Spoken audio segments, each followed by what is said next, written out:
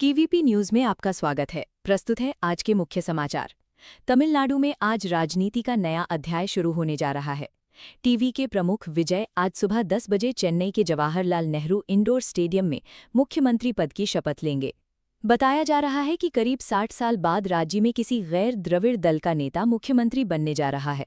शपथ ग्रहण समारोह में कांग्रेस नेता राहुल गांधी भी शामिल होने के लिए चेन्नई पहुंच चुके हैं। टीवीके को कांग्रेस, सीपीआई, सीपीएम, वीसीके और आईयूएमएल समेत कई दलों का समर्थन मिला है, जिसके बाद विजय ने सरकार बनाने का दावा पेश किया था। दिल्ली में संभावित आतंकी हमले को लेकर हाई अलर्ट जारी किया गया है। इंटेलिजेंस एजेंसियों ने चेतावनी दी है कि राजधानी में गोलीबारी, आत्मघाती हमला, कार बम और आईईडी ब्लास्ट जैसी घटनाओं की आशंका हो सकती है। इसके बाद दिल्ली पुलिस और सुरक्षा एजेंसियों ने भाजपा मुख्यालय, सरकारी इमारतों, बाजारों और भीड़भाड़ वाले इलाकों की सुरक्षा बढ़ा दी है। कई संवेदनशील स्थानों पर अतिरिक्त पुलिस बल, बैरिकेडिंग, वाहन चेकिंग और एंटी सैबोटाज जांच शुरू की गई है।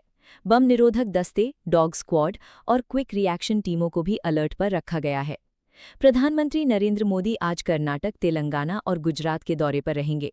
सुबह वे दी आर्ट ऑफ लिविंग के 45वें स्थापना समारोह में बेंगलुरु पहुंचेंगे, जहां नई ध्यान मंदिर का उद्घाटन करेंगे और कार्यक्रम को संबोधित करेंगे। इसके बाद वे तेलंगाना के वारंगल में देश के पहले पूर्ण रूप से कार्यरत पीएम मित्र पार्क का उद्घाटन करेंगे।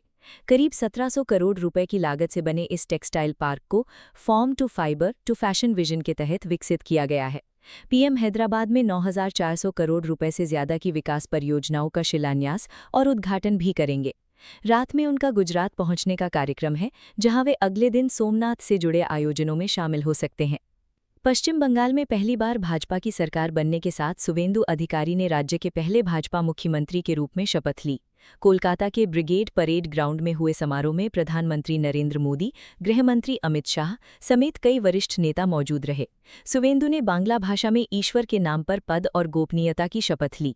उनके साथ दिलीप घोष, अग्निमित्रा पॉल, अशोक कीर्तानिया, क्षुधिराम टुडू और निशित प्रमाणिक ने मंत्री पद की शपथ ली।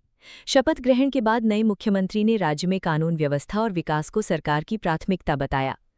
उत्तर प्रदेश में योगी आदित्यनाथ सरकार का आज दूसरा मंत्रिमंडल विस्तार होने जा रहा है।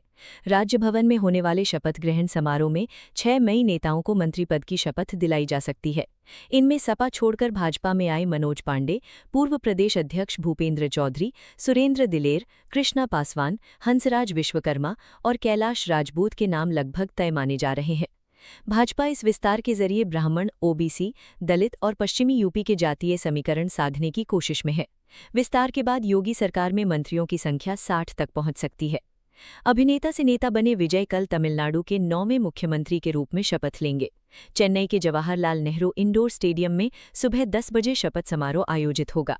उनकी पार्टी तमिलगावु वेत्री कड़गम ने विधानसभा चुनाव में 108 सीटें जीती थीं, जबकि सरकार बनाने के लिए जरूरी बहुमत के लिए उसे कांग्रेस, सीपीआई, सीपीएम, वीसीके और आईयूएमएल समेत 5 दलों का समर्थन मिला है। समर्थन के बाद टीवीके के पास 120 विधायकों का आंकड़ा पहुंच गया। समारोह में कई बड़े राजनीतिक नेता और फिल्मी हस्तियों के शामिल होने की संभावना है। भारत ने एडवांस अग्नि मिसाइल का सफल परीक्षण कर अपनी सामरिक ताकत को और मजबूत किया है। ओडिशा के डॉक्टर एपीजे अब्दुल कलाम द्वीप से किए गए इस परीक्षण में मिसाइल ने MIRV यानी multiple independently targetable re entry vehicle तकनीक का सफल प्रदर्शन किया। इस तकनीक की मदद से एक ही मिसाइल कई परमाणु हथियार ले जाकर अलग अलग टारगेट पर एक साथ हमला कर सकती है। रक्षा मंत्रालय के मुताबिक परीक्षण के दौरान सभी मिशन उद्देश्यों को सफलतापूर्वक हासिल किया गया। ये तकनीक भारत को उन चुनिंदा देशों की श्रेणी में खड़ा करती है जिनके पास एक मिसाइल से कई लक्ष्यों को भेदने की क्षमता है। ईरान ने अमेरिका को कड़ी चेतावनी देते हुए कहा है कि अगर उसके हितों पर हमला हुआ तो अमेरिकी सैन्य ठिकानों और जहाज़ों को निशाना बनाया जाएगा। ये बयान ऐसे समय आया है जब तेहरान द्वारा दिए गए 14 पॉइंट प्रस्ताव पर अमेरिका के जवाब का इंतजार किया जा रहा है। ईरान ने कहा कि वो जल्दबाजी में फैसला नहीं करेगा और सही समय पर ही अपना अगला कदम तय करेगा। दूसरी ओर अमेरिका और ईरान के बीच परमाणु कार्यक्रम, होर्मुज जलडमरू मध्य और क्षेत्रीय सुरक्षा को लेकर तनाव लगातार बना हुआ है। Bollywood actress Nora Fatehi FIFA world cup 2026 की ओपनिंग सेरेमनी में परफॉर्म करती नजर आएंगी। ये कार्यक्रम 12 जून को कनाडा के टोरंटो स्थित BMO फील्ड में होगा। फीफा ने हाल ही में परफॉर्म करने वाले कलाकारों की सूची जारी की, जिसमें नोरा के साथ कई इंटरनेशनल स्टार्स के नाम भी शामिल हैं। इससे पहले नोरा T20 वर्ल्ड कप की ओपनिंग सेरेमनी में भी अपनी प्रस्तुति दे चुकी हैं। इसी के साथ वो क्रिकेट और फुटबॉल दोनों बड़े वैश्विक टूर्नामेंट्स में परफॉर्म करने वाली इकलौती भारतीय एक्ट्रेस बन गई हैं। पंजाबी सिंगर और एक्टर दिलजीत दोसांझ ने राजनीति में आने की सभी अटकलों को खारिज कर दिया है। सोशल मीडिया पर चल रही चर्चाओं के बीच दिलजीत ने एक पोस्ट शेयर करते हुए साफ कहा कि उनका राजनीति में आने का कोई इरादा नहीं है और वे अपने काम से बेहद खुश हैं। उन्होंने लिखा, मेरा काम एंटरटेन करना है, मैं अपने फील्ड में बहुत खुश हूँ। हाल ही में पंजाब की राजनीति में उनकी एंट्री को लेकर चर्चाएं तेज थीं, लेकिन दिलजीत ने साफ कर दिया कि उनका पूरा फोकस सिर्फ म्यूजिक, फिल्मों और एंटरटेनमेंट पर ही रहेगा। एक्ट्रेस सेलिना जेटली ने अपने पति पीटर हाग के खिलाफ मुंबई के वर्सोवा पुलिस स्टेशन में एफआईआर दर्ज कराई है। रिपोर्ट्स के मुताबिक पीटर हाग पर मानसिक और शारीरिक प्रताड़ना, धमकी और लगातार उत्पीड़न जैसे आरोप लगाए गए हैं। मामले में पुलिस ने लुकआउट सर्कुलर भी जारी किया है, क्योंकि जांच में सहयोग नहीं करने की बात सामने आई है। इससे 2 दिन पहले सेलिना ने सोशल मीडिया पर एक भावुक वीडियो शेयर किया था, जिसमें वो ऑस्ट्रिया में अपने दिवंगत बेटे शमशेर की कब्र पर रोती नजर आई थीं। उन्होंने दावा किया था कि तलाक और कस्टडी विवाद के बीच उन्हें अपने बच्चों से मिलने नहीं दिया जा रहा। उर्वशी रौतेला ने आईपीएल 2026 में विराट कोहली और रॉयल चैलेंजर्स बेंगलुरु को अपना फेवरेट बताते हुए मजाकिया अंदाज में विराट को जीजू कहा। एक इंटरव्यू में उर्वशी ने कहा कि विराट कोहली हमारे जीजू हैं, तो हम आरसीबी को सपोर्ट क्यों नहीं करेंगी। ये बयान सोशल मीडिया पर तेजी से वायरल हो गया। उर्वशी ने यह भी कहा कि उन्हें भरोसा है कि आरसीबी इस सीजन ट्रॉफी जीत सकती है। गुजरात टाइटंस ने लगातार चौथी जीत दर्ज करते हुए आईपीएल 2026 पॉइंट्स टेबल में दूसरा स्थान हासिल कर लिया है। टीम ने राजस्थान रॉयल्स को 77 रनों से हराया। इस जीत के बाद गुजरात के 11 मैचों में 14 अंक हो गए, जबकि राजस्थान 12 अंकों के साथ 5वें स्थान पर खिसक गया। मैच में गुजरात के कप्तान शुभमन गिल ने 44 गेंदों पर 84 रन बनाए, जबकि साई सुदर्शन ने 55 रन की पारी खेली। टीम ने 229/4 का बड़ा स्कोर खड़ा किया। जवाब में राजस्थान की टीम नियमित अंतराल पर विकेट गंवाती रही और बड़े अंतर से मैच हार गई। प्लेऑफ की रेस अब और रोमांचक हो गई है।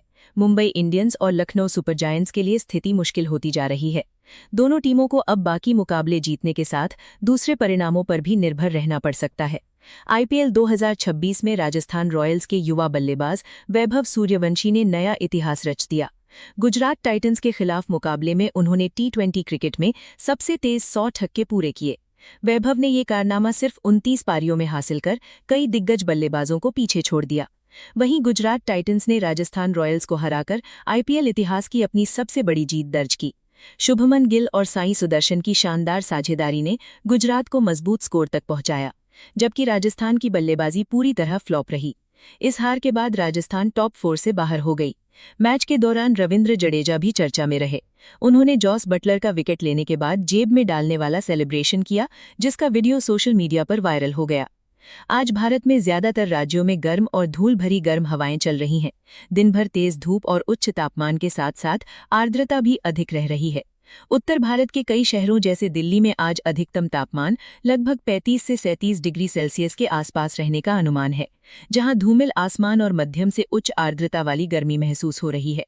कुछ स्थानों पर इस गर्मी के बीच दोपहर या शाम को आसपास बादल छाए हों और हल्की बारिश या बिजली गरज की स्थिति भी देखने को मिल सकती है, जबकि दक्षिण और तटीय क्षेत्रों में गर्म नम मौसम और कहीं-कहीं हल्की बारिश या धुंधलापन रह सकता है। इस तरह आज का मौसम पूरे देश में गर्मी प्रधान है, लेकिन कुछ जगहों पर बादल और बूंदें उस तपिश में थोड़ी राहत देती हुई दिखाई दे रही हैं। इसी के साथ केवीपी न्यूज से आज के समाचार समाप्त हुए। नमस्कार।